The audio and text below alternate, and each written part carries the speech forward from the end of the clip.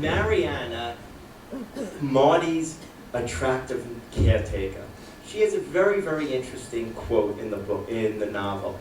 Death is not a story. It can't be faked. Please elaborate. Well, she's a grief counselor, and I haven't told this part of the story. I guess this is not autobiographical.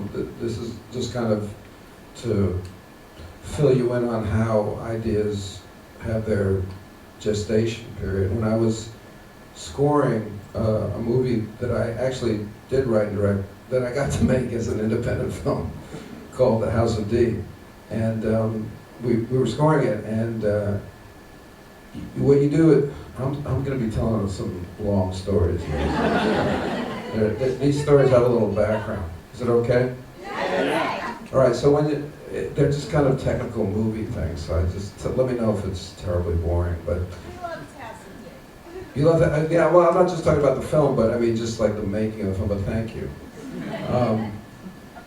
Before you score a film, you put a temp score on it, and that's when you go through your film and you take music from all other films that you like, and you put that music on your film, and then you give it to the writer of the music, and you say, hey, I want something like this.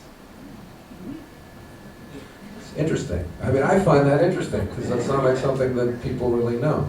So you're sitting there with the guy who does the temp score, and you're like, oh, he's like, oh, I've got this music from Jurassic Park that I thought would fit here during this love scene.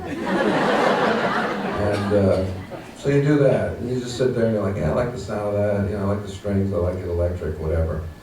And we were sitting there, and the woman who was doing my music supervision was I'm not going to say her name, but she was the wife of a man who had died a couple of years earlier, quite suddenly. And the music supervisor's wife walked in the room and said, oh, hello, so-and-so. And there was this odd moment between this woman who was supervising my music and this woman who was the wife of the temp scorer. And afterwards I asked, and she said, you know, when my husband died, she was the grief counselor that the hospital assigned to me. And I went to the hospital he died of a heart attack very suddenly, and I went to the hospital, and they gave me, you know, they gave me her. And this was the first time she'd seen her. And there was this connection. I mean, it was an amazing moment. I can remember it. I was sitting in the room, and they saw each other for the first time after a few years. And they had shared this incredibly intense relationship that lasted for an hour or two, maybe.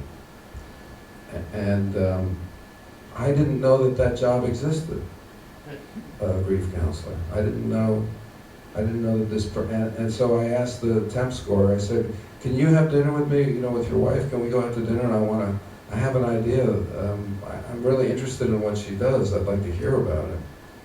And that's kind of where the whole Mariana character came from, was this idea that there are people in the world whose job it is to help strangers grieve, you know, and not just strangers, but strangers with very different cultural ways of grieving. I mean, this woman told me fascinating stories about dealing with Buddhists, Jews, Hindus, you know, everybody deals with dead bodies in very different ways and dying in very different ways, and just a fascinating job.